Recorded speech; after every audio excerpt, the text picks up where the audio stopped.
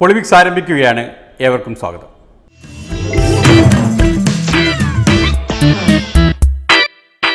യോഗാഭ്യാസത്തോടെയാണ് പൊളിമിക്സ് ആരംഭിക്കുന്നത്. യോഗാചാര്യ KK ശൈലജ പ്രാഥമിക കാര്യങ്ങൾ വിശദീകരിക്കുന്നതോടെ പരിപാടി ആരംഭിക്കും.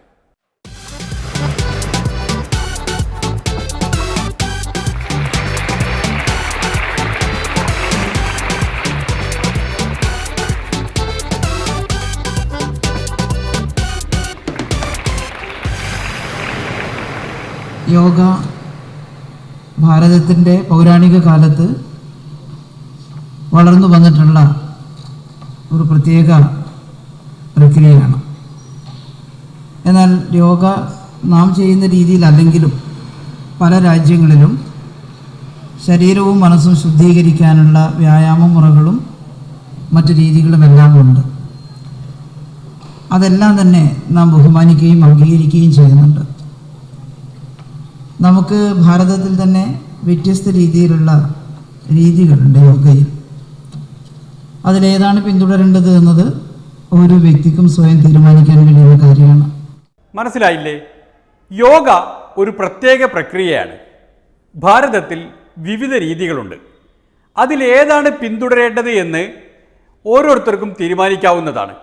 അതനുസരിച്ച് വിവിധ രീതികളിലുള്ള യോഗാഭ്യാസങ്ങൾ കാണാം. ഉത്തരേന്ത്യയിലെല്ലാം സാധാരണ അഭ്യസിച്ചു വരുന്ന രീതിയാണ് ആദ്യം.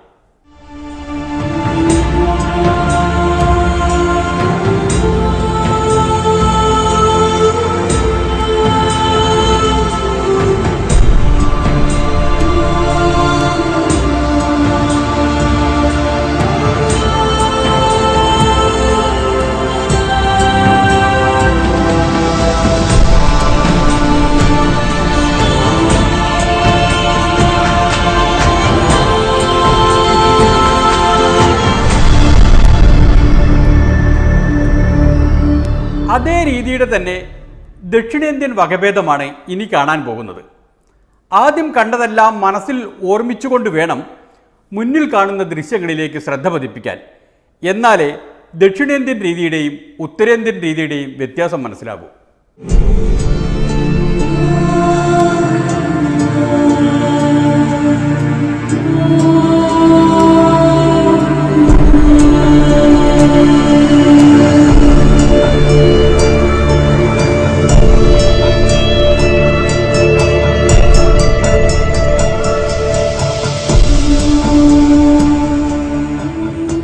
വലതുകാല് നേരെ സ്ഥിതി ചെയ്യുന്ന വലതുകാല് മണ്ണിന് നേരെ തുളയിക്കുന്നു.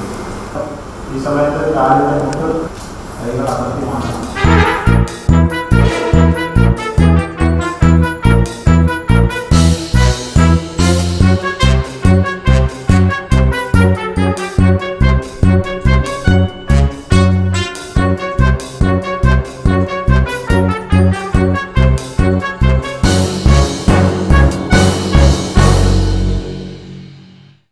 നരേന്ദ്രഭായി ആവുക എന്നത് അത്ര എളുപ്പമല്ല എന്ന് ജാവേദ്കർജിക്കും രാജശേഖർജിക്കും മനസ്സിലായി കാണുമെന്ന് കരുതുന്നു. പണ്ട് ചെറുപ്പത്തിൽ ശാഖയിൽ പോയപ്പോഴേ ഇതെല്ലാം പരിശീലിക്കേണ്ടതായിരുന്നു. അങ്ങനെ ചെയ്യാൻ പറ്റാത്തവർക്ക് എളുപ്പത്തിൽ ചെയ്യാൻ പറ്റുന്ന ഒരു രീതിയുണ്ട്, അത് കാണാം. പക്ഷേ ഒരു കാര്യം നമ്മൾ പ്രത്യേകം ശ്രദ്ധിക്കേണ്ടത്, നമ്മളതൊരു മതേതര രാജ്യമാണ്. അതുകൊണ്ട് യോഗയിലും ഒരു മതേതരത്വം കാത്തുസൂക്ഷിക്കാൻ നാം പ്രത്യേകം ശ്രദ്ധിക്കേണ്ടിയിരിക്കുന്നു. യോഗാഭ്യാസം തുടങ്ങുന്ന സമയത്ത് മനസ്സിന് സമചിത്തത കൈവരിക്കാൻ ഈശ്വര പ്രാർത്ഥനയാവാം. വിശ്വാസമുള്ളവർക്ക് അവനവനിഷ്ടമുള്ള ഈശ്വരനെ പ്രാർത്ഥിച്ചുകൊണ്ട് തുടങ്ങാം. എന്നാൽ ഇന്ത്യൻ ഭരണഘടന അനുസരിച്ച് ഈശ്വരവിശ്വാസം ഇല്ലാത്തവരും ഇന്ത്യയിൽ ജീവിക്കുന്നുണ്ട്. അവർക്ക് മനസ്സിനെ ഏകാഗ്രമാക്കാൻ അവരുടേതായിട്ടുള്ള മാർഗങ്ങളുണ്ട്.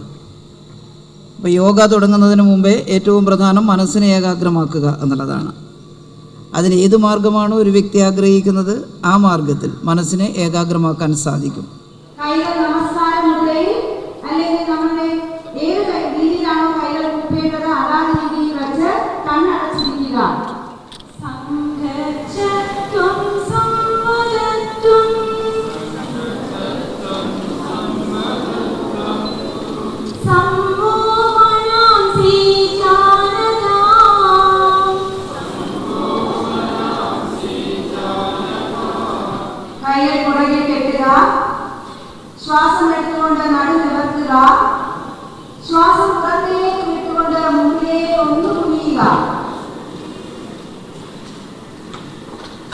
ഇനി വളരെ സാവധാനത്തിൽ നിവർന്നു വന്ന് കൈകൾ രണ്ട് നന്നായിട്ട് തിരുമ്മി ചെറിയ ചൂട് വന്നതിന് ശേഷം കണ്ണു വയ്ക്കുക.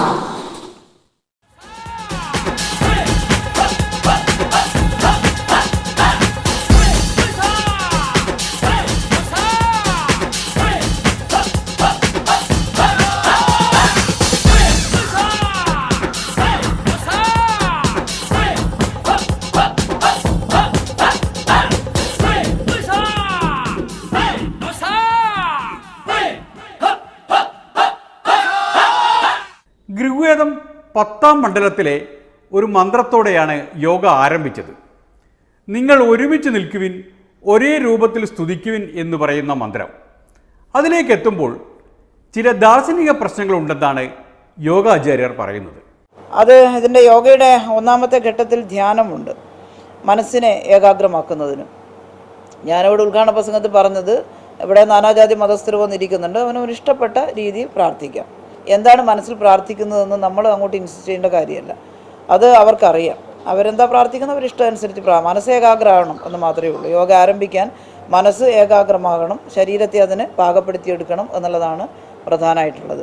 അതുകൊണ്ട് അവനവന് ഇഷ്ടമുള്ള പ്രാർത്ഥന നടത്താമെന്നാണ് പറഞ്ഞത്. മന്ത്രിയുടെ നടപടി അപലപനീയമാണ്, പ്രതിഷേധാർഹമാണ്. യോഗയെ ഒരു ശാസ്ത്രമായി അംഗീകരിച്ച് ജീവിതചര്യയായി അംഗീകരിച്ച് അനുഷ്ഠിച്ചു പോരുന്ന ഒട്ടേറെ ജനങ്ങളിൽ വലിയ പ്രതിഷേധവും ഉത്കണ്ഠയും ഉണ്ടാക്കിയിട്ടുണ്ട്. മന്ത്രി ശൈലജ ടീച്ചർ ഇത്രയധികം അസഹിഷ്ണുതയും പ്രതിഷേധവും പ്രകടിപ്പിക്കുന്നത് ആരെ പ്രീണിപ്പിക്കാനാണ് എന്ന് മനസ്സിലാകുന്നില്ല.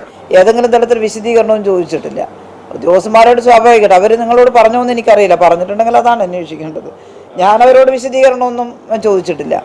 ശരീരവും മനസ്സും ആരോഗ്യപൂർണ്ണമാക്കാനാണല്ലോ യോഗ ചെയ്തത്. ശരീരത്തിന് ആരോഗ്യമില്ല എന്ന് അത് ചെയ്യുന്നത് കണ്ടപ്പോൾ മനസ്സിലായി. മനസ്സിനും ആരോഗ്യമില്ലെന്ന് ഈ അസഹിഷ്ണുത കണ്ടപ്പോഴും മനസ്സിലായി. ഇത്രയുമായ സ്ഥിതിക്ക് പൊളിമിക്സ് ഒരു ഇടവേളയിലേക്ക് കടക്കുകയാണ്. അത് കഴിഞ്ഞാൽ വേറൊരു തരം യോഗ കാണാം.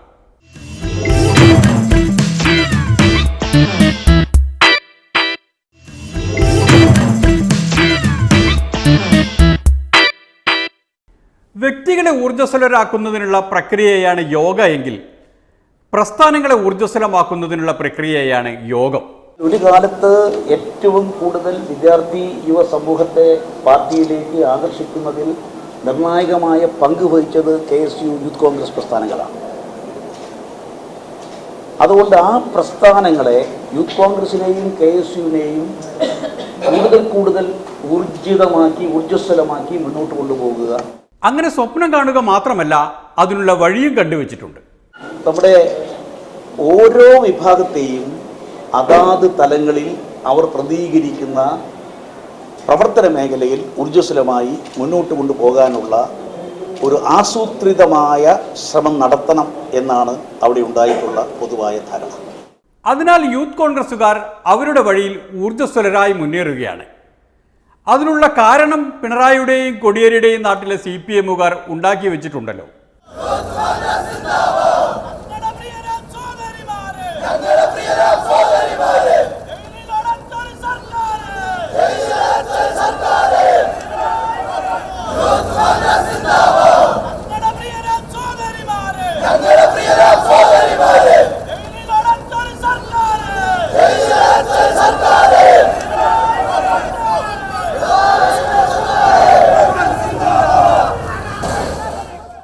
ഇനി അങ്ങോട്ടുള്ള ഓരോ രംഗവും ശ്രദ്ധയോടെ കാണണം. തത്സമയ കമന്ററി ഉണ്ടായിരിക്കുന്നതല്ല. തല്ലു വാങ്ങാനാണല്ലോ യൂത്ത് കോൺഗ്രസുകാർ വരുന്നത്.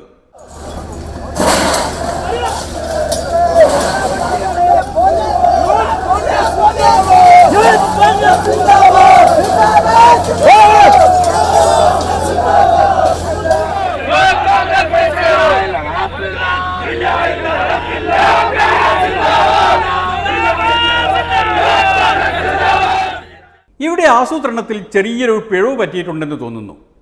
ഓടിച്ചെന്ന് ഇരുമ്പിനിടിക്കുക എന്നൊരു പരിപാടി ആസൂത്രണം ചെയ്തപ്പോൾ ഉണ്ടായിരുന്നില്ല. അതിനു മുമ്പ് ചില ചടങ്ങുകളുണ്ട്. യാതൊരു കുറ്റവും ചെയ്യാത്ത ആ പെൺകുട്ടികളെ ജയിലിലടച്ച് പോലീസ് ഉദ്യോഗസ്ഥന്മാർക്കെതിരെ കേസെടുക്കാൻ, സർവീസിൽ നിന്നും സസ്പെൻഡ് ചെയ്യാൻ തയ്യാറാവുക എന്നതാണ് യൂത്ത് കോൺഗ്രസിന്റെ ആവശ്യം. ഈ ആവശ്യം ഉന്നയിച്ചുകൊണ്ടുള്ള ഈ സെക്രട്ടേറിയറ്റ് മാർച്ച് ഞാൻ ഉദ്ഘാടനം ചെയ്തു അറിയിക്കുന്നു. നന്ദി, നമസ്കാരം, ജയ് ഹിന്ദ്.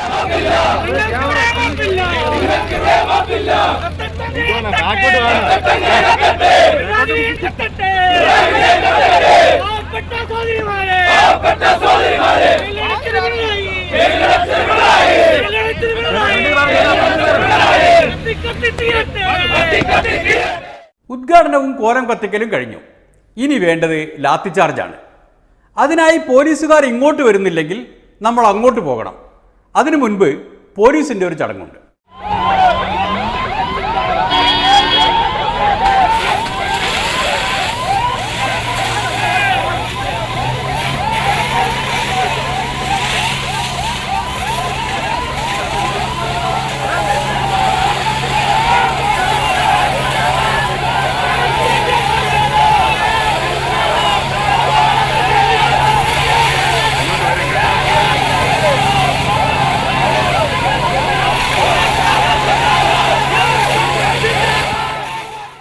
ഇനിയാണ് അടി വാങ്ങേണ്ടത്.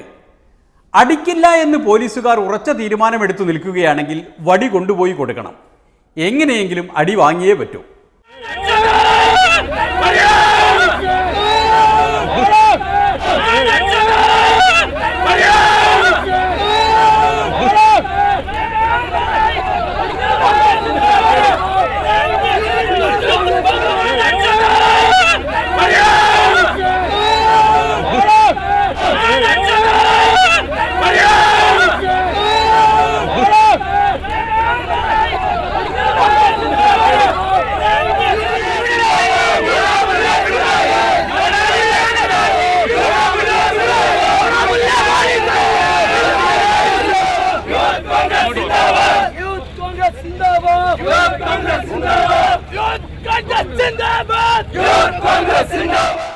എന്നിട്ടും തല്ലാതെ യൂത്ത് കോൺഗ്രസിനെ പുല്ലുപോലെ കണക്കാക്കിയ പോലീസിന്റെ കിരാത നടപടിയിൽ പ്രതിഷേധിച്ച് സമരത്തിന്റെ രൂപം മാറി.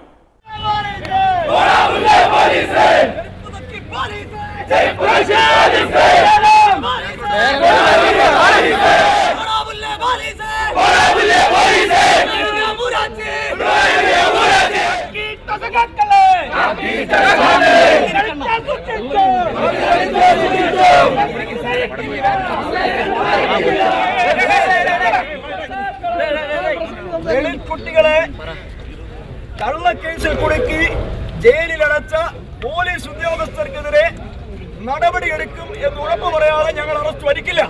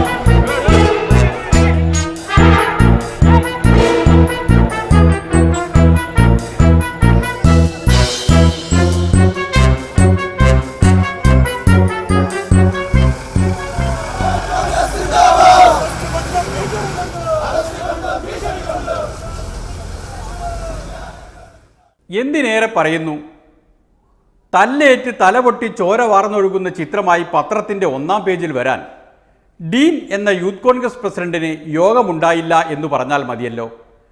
യോഗ ചെയ്താലും യോഗം ചേർന്നാലും പോരാ, രാഷ്ട്രീയത്തിൽ യോഗവും വേണം എന്ന് യൂത്ത് കോൺഗ്രസ്സുകാരെ ഓർമ്മപ്പെടുത്തിക്കൊണ്ട് പൊളിമിക്സ് ഒരു ഇടവേളയിലേക്ക് കടക്കുന്നു. അത് കഴിഞ്ഞാൽ യോഗം കാണാം. യോഗം.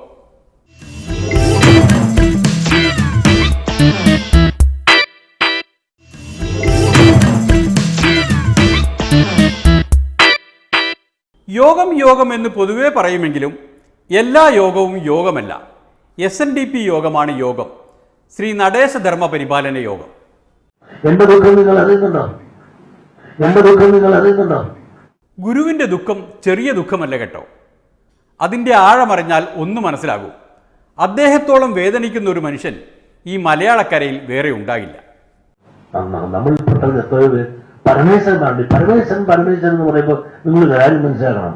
വഴി നടക്കാനുള്ള സ്വാതന്ത്ര്യത്തിന് വേണ്ടി പ്രജാസഭയിൽ ഒരു പ്രമേയം അവതരിച്ചപ്പോൾ നമുക്ക് SNDP യോഗം സ്ഥാപിക്കാൻ തയ്യാറായി മുമ്പോട്ട് വന്ന ഡോക്ടർ പറ്റുവിന്റെ സഹോദരൻ വഴി നടക്കാനുള്ളതിന് എതിർത്ത് അങ്ങനെ പട്ടികജാതിക്കാരും പിന്നോക്കക്കാരനും വഴി നടക്കാനുള്ള സ്വാതന്ത്ര്യം കൊടുക്കേണ്ട ആ ഒറ്റ വോട്ടിനാണ് ആദ്യത്തെ പ്രാവശ്യം വഴി നടക്കാനുള്ള സ്വാതന്ത്ര്യം നമുക്ക് തിരുവിതാംകൂർ നഷ്ടപ്പെട്ടത്. അങ്ങനെയുള്ള പരമേശ്വരന്മാരും നമ്മുടെ കൂട്ടത്തിൽ ഇവിടെ ഇരിപ്പുണ്ട്, അല്ലെങ്കിൽ അടുത്തിരിപ്പുണ്ട്, അല്ലെങ്കിൽ അപ്പുറം കാണും. പരമേശ്വരൻ എന്നാൽ ഈഴവരുടെ ചരിത്രത്തിലെ ഏറ്റവും വലിയ ഒറ്റുകാരൻ.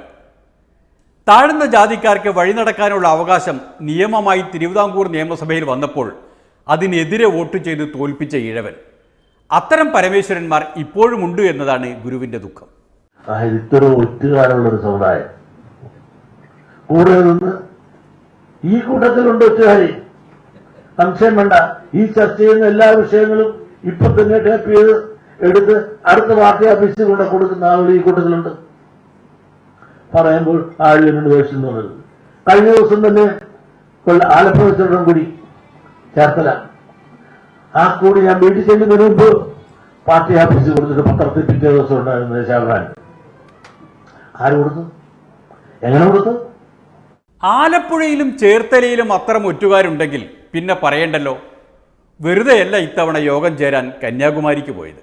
നമ്മൾ നടത്തുന്ന കാര്യങ്ങൾ എന്തുണ്ടെങ്കിലും അപ്പ അടുത്ത ചായക്കടയിലും കള്ളുഷാപ്പിലും ബീഡിക്കടയിലും പാർട്ടി ഓഫീസിലും അപ്പ കൊടുക്കുന്ന ഇവിടെ നിന്ന് തന്നെ ഉടനെ ഹോട്ട്ലൈനിൽ കൊടുക്കുന്ന ആളുകൾ നമ്മുടെ കൂട്ടത്തിൽ ഉണ്ടാകുന്നു എന്നുള്ളതാണ് നമുക്കുള്ള സർവനാശത്തിനുള്ള കാരണം.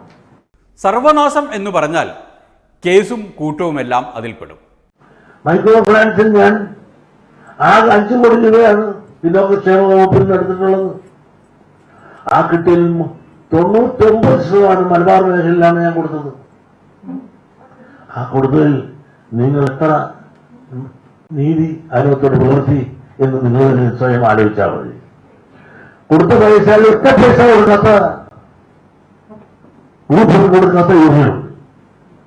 ഞാൻ എനിക്ക് എങ്ങനെ തന്നോ അതേപോലെ 4% നിങ്ങളെ ഏൽപ്പിച്ചിട്ട് പോലും ഒരു നയാ പൈസ പോലും കൊടുക്കാതെ അതുകൊണ്ട് ഇഞ്ചി കൃഷിക്ക് പോയ യൂണിയനും നമ്മുടെ കൂട്ടത്തിലുണ്ട്.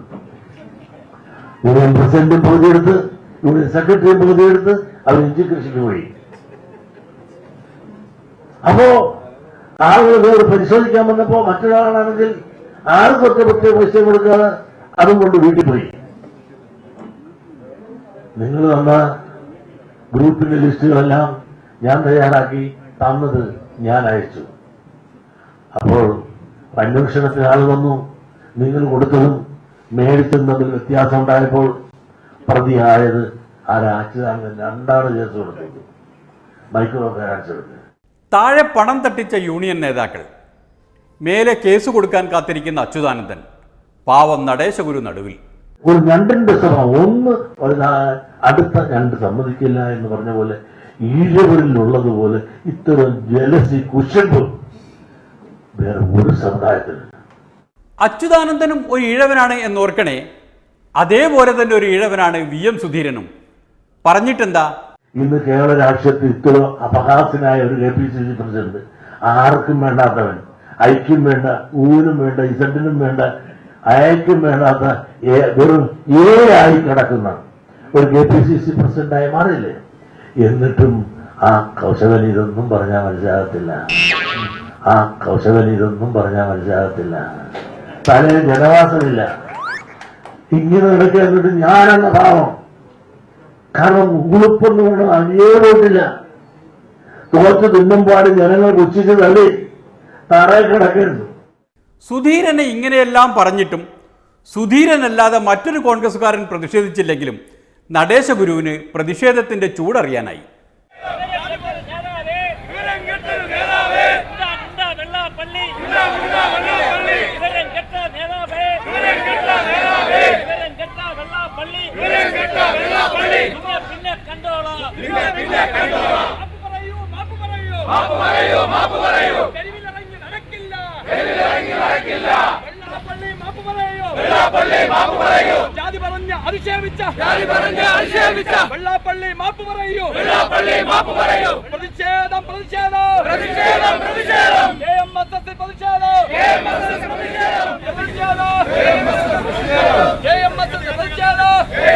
പ്രതിഷേധം സുഭാഷ് ബോസ്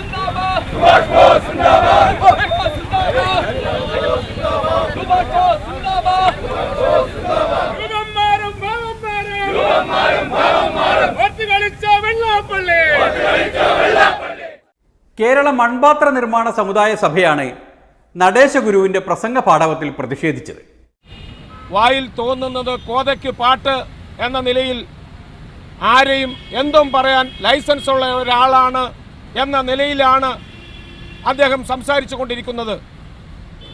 ആരെയും എന്തും പറയുന്നത് പോലെ കേരളത്തിലെ മൺപാത്ര നിർമ്മാണ സമൂഹത്തിനെ പറഞ്ഞാൽ ചോദിക്കാൻ ആളുണ്ടാകും എന്നാണ് എനിക്ക് അദ്ദേഹത്തെ.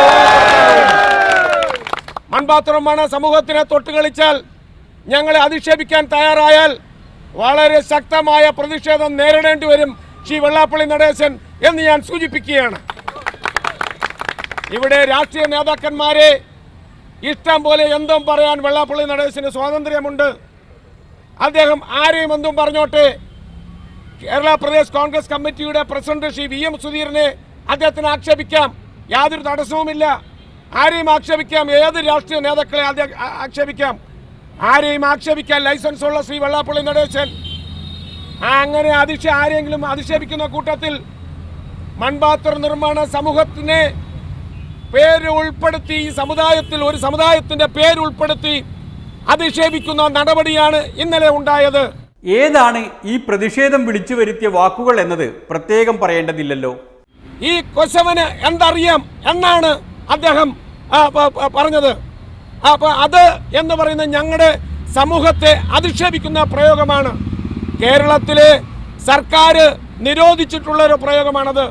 മാധ്യമങ്ങളിലും അതുപോലെ തന്നെ പ്രസിദ്ധീകരണങ്ങളിലും പ്രസിദ്ധീകരിക്കാൻ പാടില്ല എന്ന നിലയിൽ നിരോധിച്ചിട്ടുള്ള ആ പ്രയോഗം ഞങ്ങളുടെ കാര്യത്തിൽ മാത്രമല്ല, ഏതൊരു ജനസമൂഹത്തെയും ആ സമൂഹത്തിൻ്റെ പേര് പറഞ്ഞ് തെറ്റായ നിലയിൽ സൂചിപ്പിച്ചുകൊണ്ട് അങ്ങനെ ഒരു അർത്ഥം നൽകിക്കൊണ്ട് അധിക്ഷേപിക്കുന്ന നടപടി ശരിയല്ല. ആരെയും ഒരു സമൂഹത്തെയും ജനസമൂഹത്തെയും ഉണപ്പെടുത്തുന്നത് ശരിയല്ല.